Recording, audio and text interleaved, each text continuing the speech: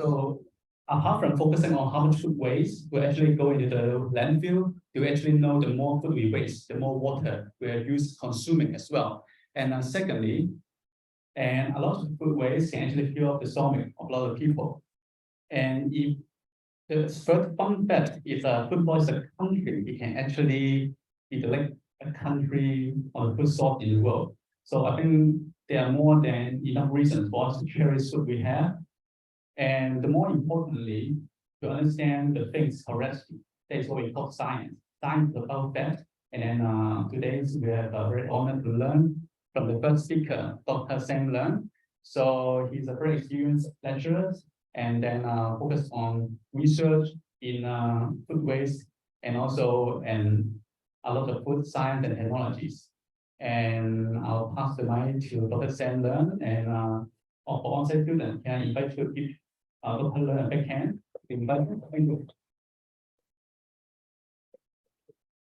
Thank you, Phoenix. So I'm Dr. Sam Leung, Assistant Lecturer in Food Nutritional Science, and today is our second seminar in the Food Waste Good Taste Innovation Program.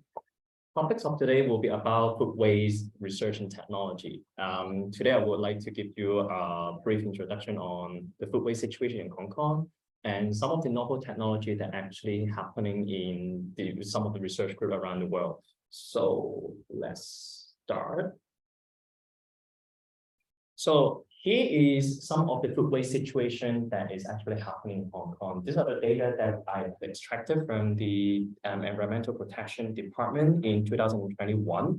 Actually, you can see from the figures here, 3,437 tons of food is actually going to the landfills every day in 2021.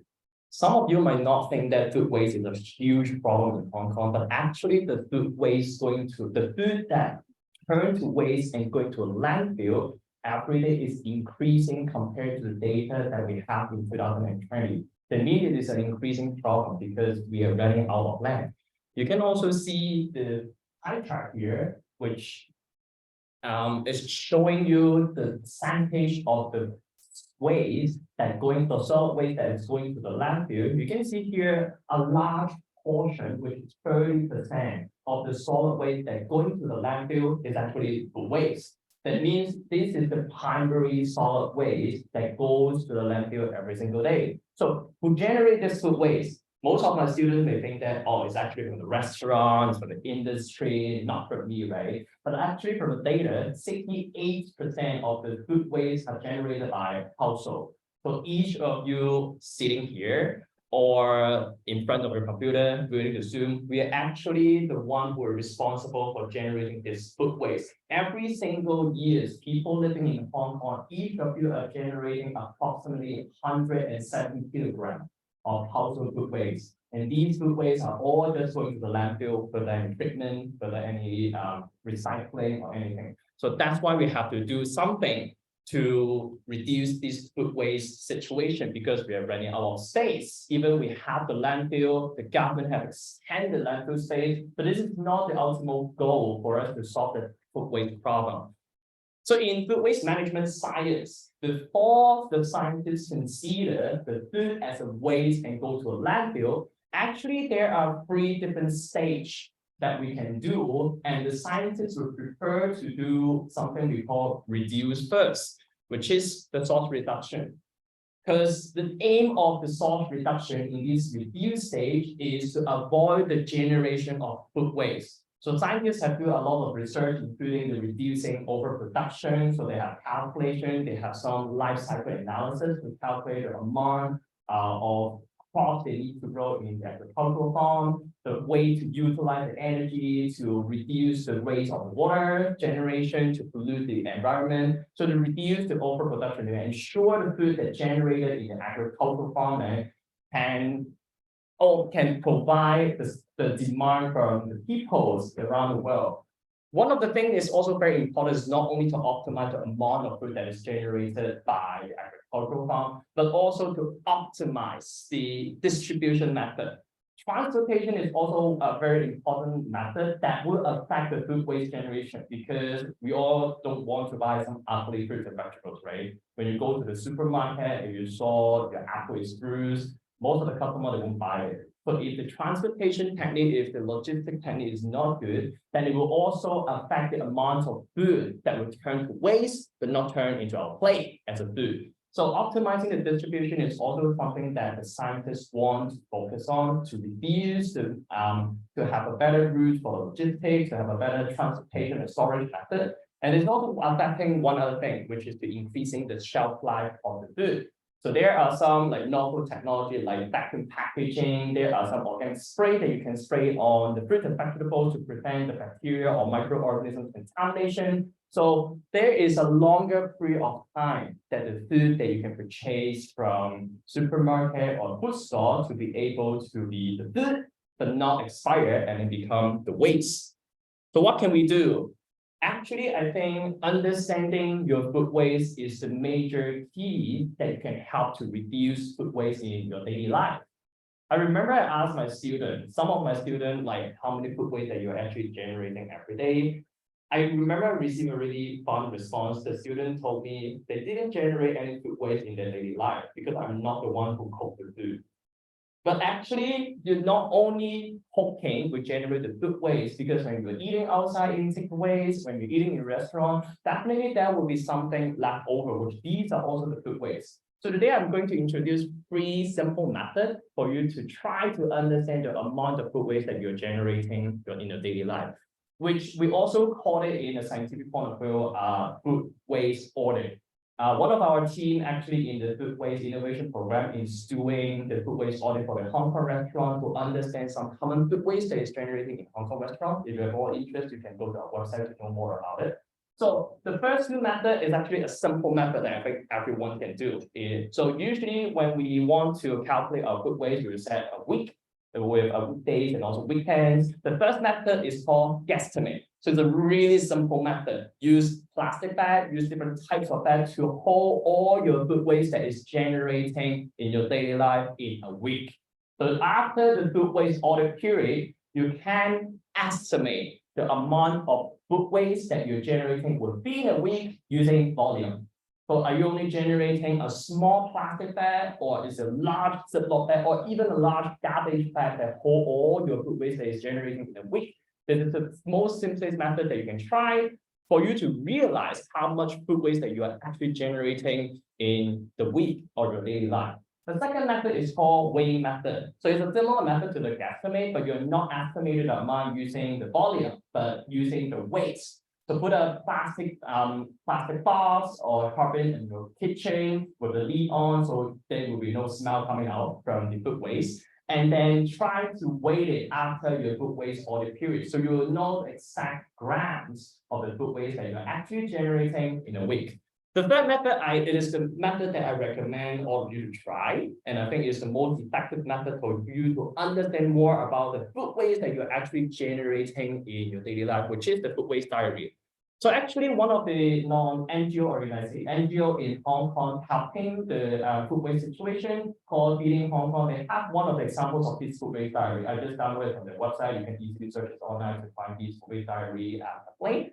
So what you're going to do for the food waste diary is you print it out and you bring it with you every single. You don't have to sort any of your food waste with a bag or with a box, so you don't have to bring a bag with you every single time when you go out to the restaurant to eat. What you need to do is every time when you generate any waste that has to go to the garbage, then you mark it down. Mark the time, mark the type, and especially important, mark the reason why you have to throw it away. So after 1 week, you can ask yourself some questions. So what type of waste that are generating most? Or if you're eating at home, like most of the time, sometimes it will be very surprising. You might find a dish that your mom cooks regularly, but it's not a popular dish that always goes to the waste. Then there are something that you're throwing away that marked in this food waste diary. Maybe it can be avoided to be a waste. Maybe there's another way to be converted to something that is useful, or recook it to become another dishes. So to reduce the food waste that you're generating.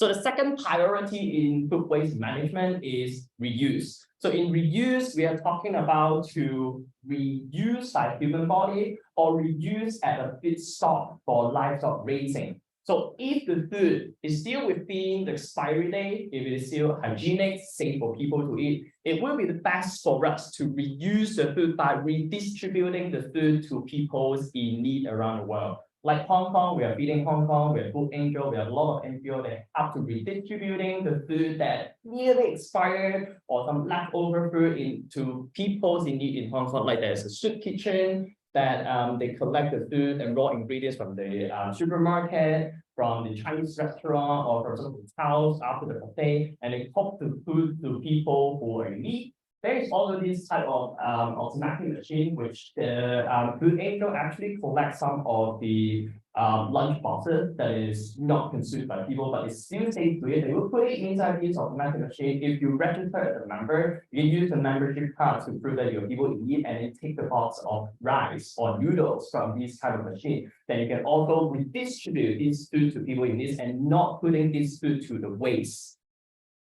So the last solution before the food I consider as a waste and then go to landfill is food recycling, which is also one of the things that in scientific research we focus on, and then we try to convert the food to something that is useful, that is valuable. So there are some examples that I want to show you today, and all together with some novel research studies that have converted food waste into different types of things. The first one is biofuel. So I don't know how much you guys know about biofuel, but actually the old generation of biofuel is not that environmental friendly or actually helping the problem of food waste. You can see from the figures here, the first generation of biofuel, actually we are using our food as the raw ingredients to make the biofuel, including like some cooking oil, like sunflower oil, or sugar from the vegetables, or even corn and potatoes, which is some food that you can redistribute to people in need, or to produce better without overproduction to prevent it to become food waste, right? So they're not actually food waste, but we are using it as the raw ingredients to make the biofuel, which it actually compete for the land for the food production, which is actually not a good thing. Even for the second generation biofuel, the scientists try to use something we call agricultural waste, like the wood chips that is generated in some agricultural activities, or some of the inedible part of the oil that is inedible from the plant, or even from the straw or some agricultural residues that is generated in agricultural activity to make the biofuel. But still, it is not quite connected to solving the food waste problem, right? Because it's not a food waste anyway. But there is one group of scientists, they published a paper in 2021. They are scientists in Saudi Arabia in Middle East. And what they do is to collect the fatty food waste from the local restaurant. And they try to use all the food waste as an ingredients to make biofuel, which is the famous one, the biodiesel. So what they do is they collect the fatty food waste, including the fried chicken, including the cooking oil, and also some pastry from the local fast food restaurant in Saudi Arabia. And then they mix it together, blend it together, and they use some separation technology to separate two parts of these fast food they collected from the restaurant into the oil part and then the oil-free waste. So what they do with these two parts, they don't just throw away the oil-free part and then just use the oil to make the biodiesel, but they also utilize the oil-free liquid waste as the nutrients and part of the nutrients to grow one microorganism. They actually helping us to generate the raw ingredients to make the biodiesel, which is the microalgae. So microalgae is one microorganism. I think some of you might heard about algae oil, right? So microalgae contain a high concentration of algae oil that we can use as a raw ingredient to make biodiesel, which is one of the biofuels that we can use by the vehicle, only with a slight modification, which is our better one compared to our ethanol. So what they do is they collect the food waste, separate the oil-free part, which is also very nutritious because the protein is carbohydrates, micronutrients can be used as part of the nutrients to grow the microalgae. After they grow the microalgae, they extract the algae oil and they combine with the waste oil they collected from the food waste in the restaurant, and they use it as a better version, better ingredients to make biodiesel, which they can 100% utilize the nutrients that they collected from the restaurant, which is the food waste. The second research that I want to introduce to you is a sustainable food system, which is called a food to waste and to food system. So in this system, I think the last seminar by Dr. Jen have already introduced to you the old part in Hong Kong, right? We are actually collecting the food waste in Hong Kong and then use some biological techniques to convert them to biogas, which is one type of energy that we can use for the facility running or for other purpose of use. So in this food system, we go to a larger extent to try to develop a system. This is actually a group of scientists in European. They are setting up these kind of food to waste to food system in Norway in a small scale to try to build up a sustainable system so they can fully utilize the waste. So let me introduce to you. So what they do is they will collect all the food waste that is generated by household, which is the largest percentage, especially in Hong Kong. And then what they do with the food waste is they will use it first of all to make the energy using the digester to form biogas, which is similar to what we are doing in Hong Kong and Opar. But they are not only using the food waste to generate energy for the running of their facilities, but also they use part of the food waste as a compost. Have you guys heard about composting? So actually using different types of organisms to help to digest the food, and then after they compose digest the food waste, they will become some nutrients that we can use as a biofertilizer, which is one of the things that we can re-giving the value to the food to turn them to something valuable. So they're using two methods. One is the vermicomposting, which they're using some red worm to digest the food, which is a common method for fruits and vegetables. And also they're using mushroom, so to also digest some of the eating part of the food waste that they collected for making it as a compost. So all the energy and the compost that they generated in this facility, they will use it to grow some new crops in the greenhouse that they're generating in this closed sustainable system. So they're growing with some like lettuce, tomato in the greenhouse using the energy that generated from the food waste and also the compost that they generated as a biofertilizer. So they will give back the food to these small village. So in order to build a closed sustainable system, so they can not only using the food that they've generated within their country to increase within their region to increase their food security, but also to increase the sustainability because they're not wasting the food to put it in the landfill only. They're fully utilizing the waste that they generated in the household to become something useful that they can generate food again. So to have a sustainable circle. So actually, there is one type of composting we can actually perform at home, even small places in Hong Kong, which is called a Bokashi Composting, which is the last thing that I want to share with you today in this seminar. So Bokashi Composting is something that is invented by a professor in Okinawa. So, which is a Japanese method to do composting, because you know Japan also contains also have some places that is very small apartment, right? They don't have much places or garden for you to do the composting. And most of the Japanese people they don't like to use wall, right? If I tell you to set up a compost bucket with a wall at your home, most of the people may think about hygiene problem or do they have smell or any problem. But this method is a more feasible method for us to perform composting at home with small spaces and it won't generate any smell. And it can actually perform with any type of waste, not only restricted to fruits and vegetables. So what you need to do is to buy this kind of Bokashi composter, the bucket. Usually we have a type here for you to like turn it on and off. I will tell you what is happening after I introducing all of this to you. And also the Bokashi brand. So the Bokashi brand usually will pair with the bucket. We have a food company nearby in the community town. They actually have a class to teach you how to make it by your own with the DIY section for you to make these kind of Bokashi composting package. And also, I think it's also very easy for you to buy in some online shops with the bucket with all the Bokashi brand. The brand is actually some rice brand, wheat germ with some useful microorganisms inside, including the lactic acid bacteria that you find in it, some yeast, and also some other type of bacteria that help to perform the fermentation to do the composting inside the bucket. So what you need to do is really simple. If you have your bucket, have your brand, spray a layer of the brand on the bottom of your bucket. And then every time when you have any food waste that generated in your kitchen or after you have the meal, put it on top of the brand. And then spray a thin layer of the brand on top of your food that is considered as a waste. And then if the bucket have not been full, try to cover it with a plastic cover. So because this method is actually using fermentation without oxygen. So we want to reduce the amount of oxygen that the microorganisms can contact. And then after your bean is completely full, you can cover it tightly so there's no smell that is generating during the composting period. And the whole bucket will perform the microorganism fermentation to fermentate the food to turn it to become something useful that you can use as a biofertilizer, and we call it compost. And then it's also the second thing that you can get from the type here. When you turn the type during the fermentation period, usually it only takes 7 to 10 days, which is around 1 week.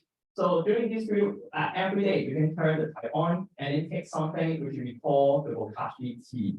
So this Bokashi tea is not for drinking, but it is actually a liquid fertilizer.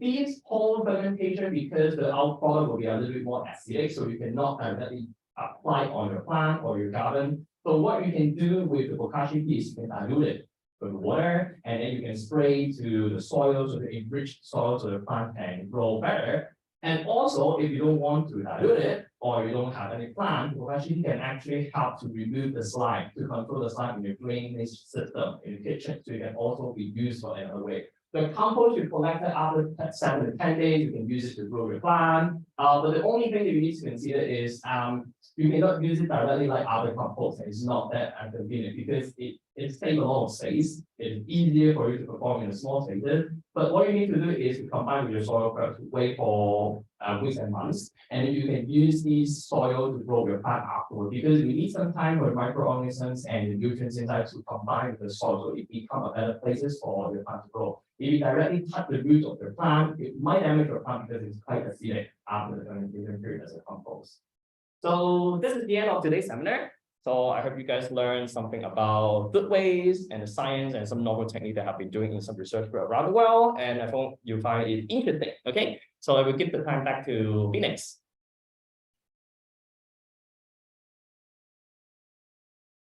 So do you want me to give a big hand to Dr. Leung for sharing? So here's a part 2. So we have a chance to talk with Dr. Lu Zhang. And then let me switch the slide first.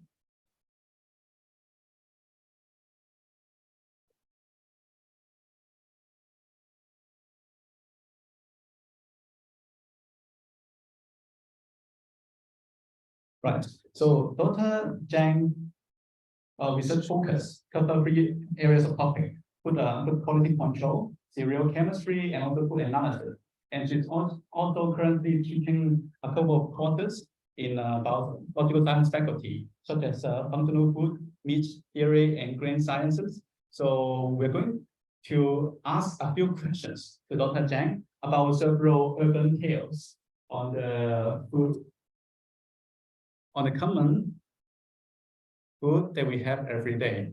So let me give the mic to yes, please. Okay. Yeah.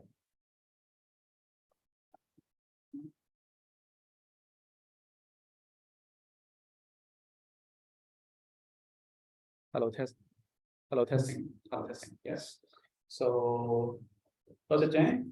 So, as a local person, so we often have rice for our like a main meal.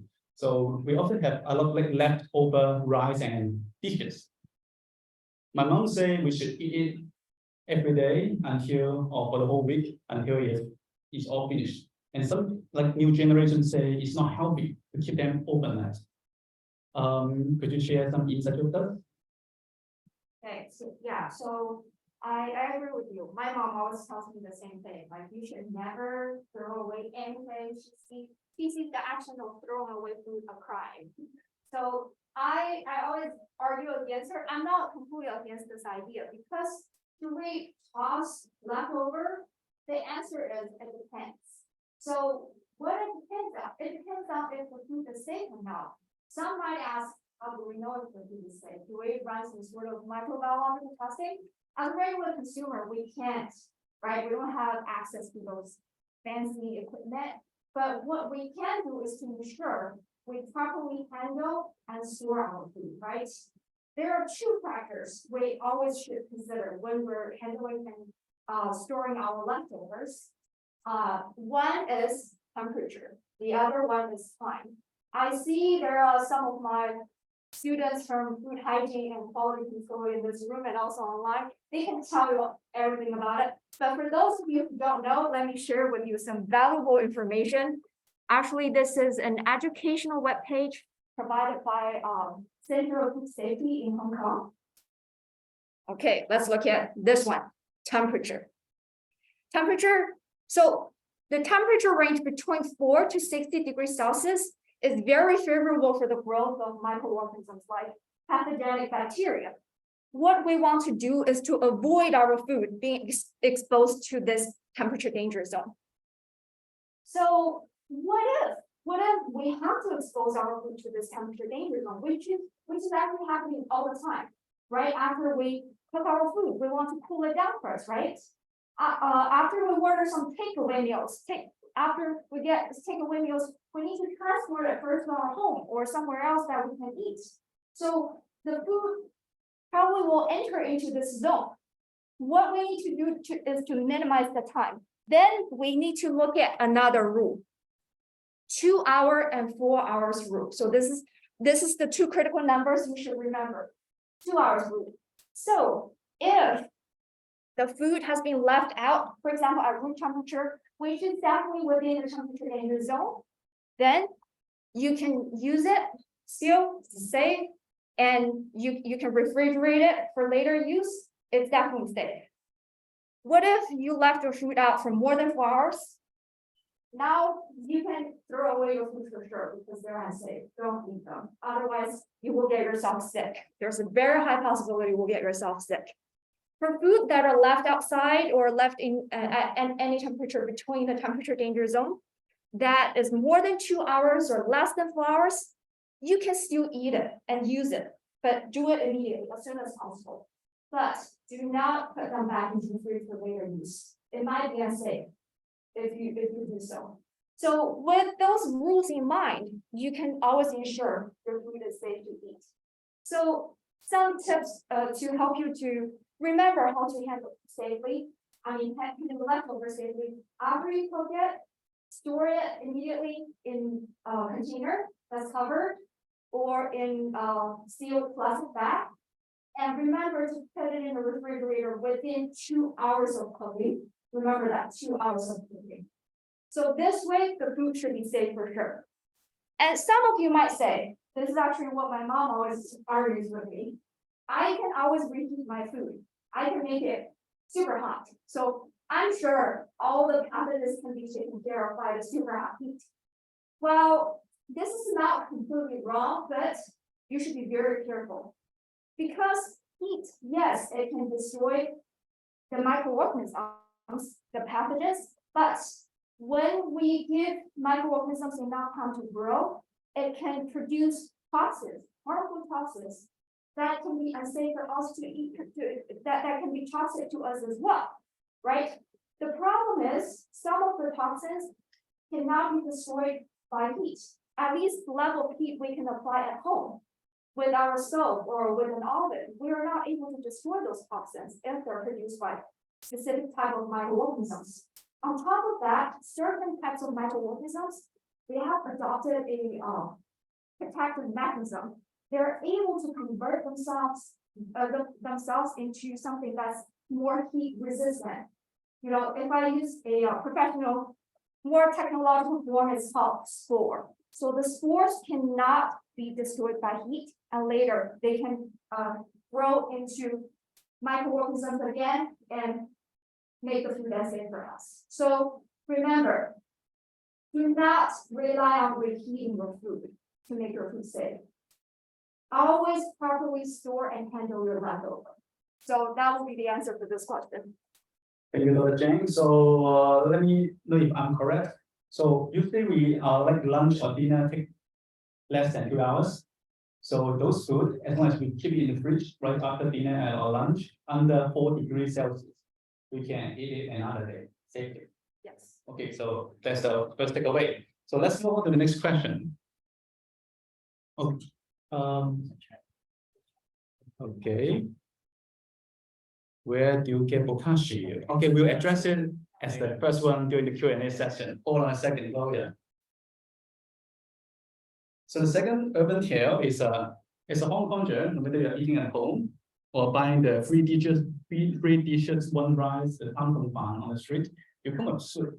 And then a lot of people have saying that the soup nutrients actually already are inside the soup, and we cannot teach the ingredients of the soup. Is that true? Should we actually eat the ingredient in the soup as well? Yeah, that's a really good question. For this question, I can give you like very definite answer. Yes, you should always eat the solid in soup. I know a lot of people, they really enjoy drinking soup, but at the same time, they think all the good stuff is in the liquid part of the soup. This is very wrong. If you've been doing that, you're only drinking the liquid part and throwing away all the solid, you're missing out a lot on the nutrients you can get. Because if we look at soup, exactly what it is, it's mostly water and with some nutrients. And what kind of nutrients? Nutrients that can be dissolved in water. For example, water-soluble vitamins, vitamin B and C, minerals, and some sugars, and also some amino acids. That's it. What about all the other nutrients? You are looking at soup solid. So soup solid have all the nutrients that are not dissolvable in water. For example, fat soluble vitamins. We have vitamin A, D, and E. And also we have dietary fiber, which is very important for everyone these days. And also we have macromolecules, macronutrients like protein from the meat and also lipids. So if you don't eat the soup solid, you're missing out on that. So next time when you're drinking a bowl like this, remember to drink the liquid and eat the solid to take advantage of all the nutrients in the soup. Great. So we covered rice, dishes, soup, a lot of fruits. So a lot of fruits have some like observable cover on the peels, or even in orange, plums, they have like some like white fibers, and there's often a tale that we should eat it. Some people say we shouldn't. What's the pick from the science standpoint of view? Okay, so for this one, I think a lot of people thought that this white powder layer on the plum is some indication that it's not fresh anymore, because it's some change that occurred to the fruit afterwards. Actually, that's the opposite. So here, first, I would like to address misunderstanding about the white powder. The white powder is a natural part of the fruit of the plum. It's a wax layer that's used that can be used to protect the plum themselves against insects, against bacteria. So it's a natural part of the plum. And if you can see the white powder on the surface, that means the plums are very fresh. Don't throw away those fresh plums. And yes, they're safe to eat. There's no problem eating those. I can guarantee for the whole of my life, I try to avoid those plums with the bright color in the supermarket. So, okay. So thank you so much for sharing, Dr. Chen. And I actually have a couple of questions in the room and also in the chat room. Why don't we cover some questions first? Dr. Len, may I invite you to the stage as well? Let's get these questions together. So we have received first question from Gloria. Where do you get the Bokashi? Actually, the Bokashi, you can get it online. I remember there's a lot of online organic store that you can buy the whole packet with the Bokashi brand. And also, I remember, like one of the company that I told you in Kennedy Town, I remember the name is called Food Craft Hong Kong. And they actually have a class to teach you how to make your own Bokashi bucket, and they also provide you with the Bokashi brand for you to use it for composting at home with this Bokashi method. Okay, thank you. Is Bokashi better than compost?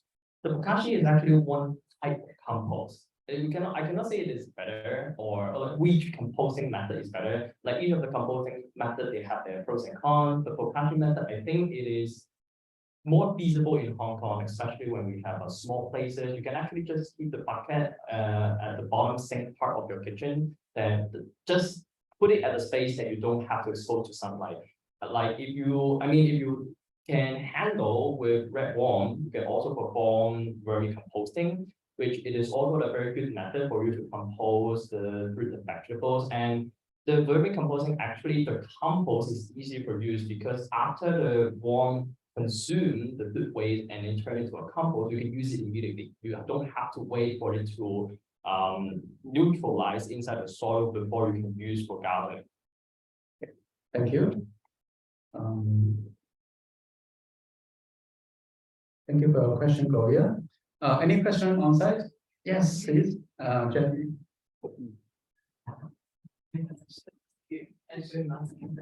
Actually, it's for Lou. Does that mean that we shouldn't take away food from restaurants because it exceeds 4 hours?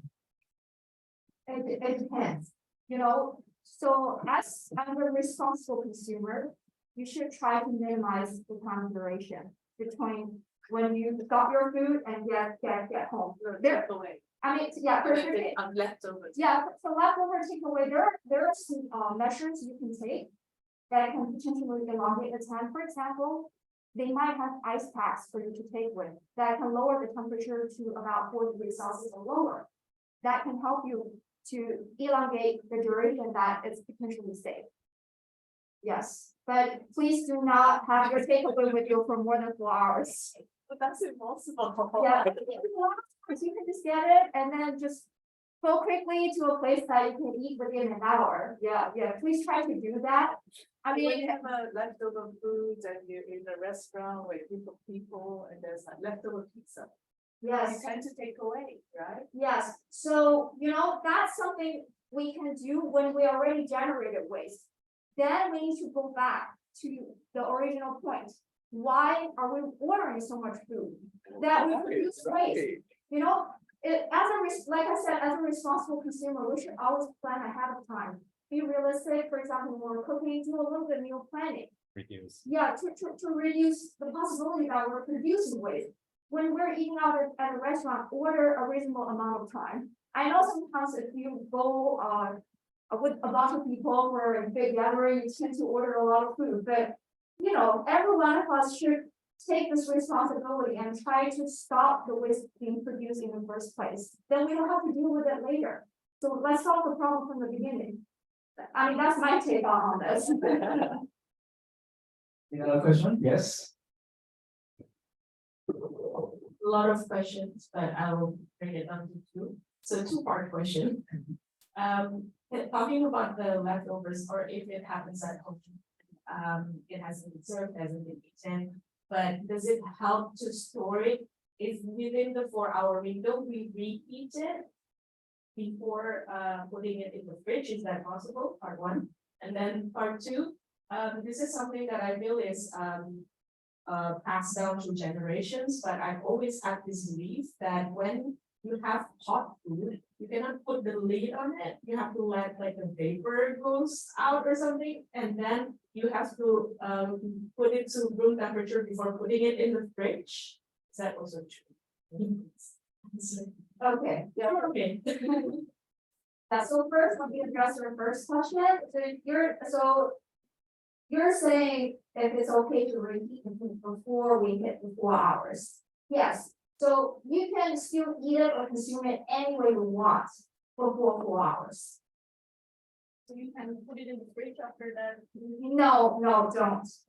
Yeah, as long as you pass the 2 hours mark, do not put it in the fridge. Use it immediately.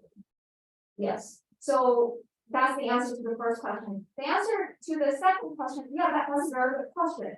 It's true, actually, if we try to put the cover on that's still really hot, it will generate a lot of condensation. Those condensations are water that can facilitate the growth of microorganisms. So first, a good step is to cool it down completely. And then that comes another problem. That would elongate the time that food is staying in a temperature 8 years old. So we need to minimize it. How can we do it? There are several tricks you can do it. So lay the food and basically place it on the tray making it in a thin layer to let it cool down as soon as possible. Or maybe you can use ice around the food. I know it sounds really tedious, but in order to, it's very safe this way. It's pretty sure food safety at the same time. You can still consume your leftover at a later time more comfortably with more confidence. And then after it's cooled down, then cover it up and put it in the fridge. Another fertilizer. So, go back to the question from Gloria. So yes, you can use the Bokashi compost, the like remaining part in the bucket as the biofertilizer. But as I told you, it is an acidic fermentation, so you cannot directly add into your soil. You need to, if you're using it in a garden, it's better for you to dig deep inside your garden and put the Bokashi compost inside the soil for a while without any root of plant you notice in the garden first, and then let the nutrients to work with the microorganisms inside the soil for a while, and they can be the nutrients as a biofertilizer for you to enrich your soil. I think we only have time for one more question. Any additional questions to the on-site audience or online?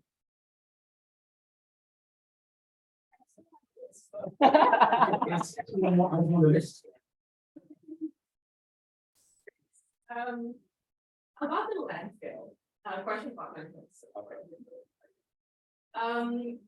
If it's not that advanced landfill that we talked about, like in the old part, like a traditional landfill, let's say, what actually happens to it? You just let it rot there, or like they bury it?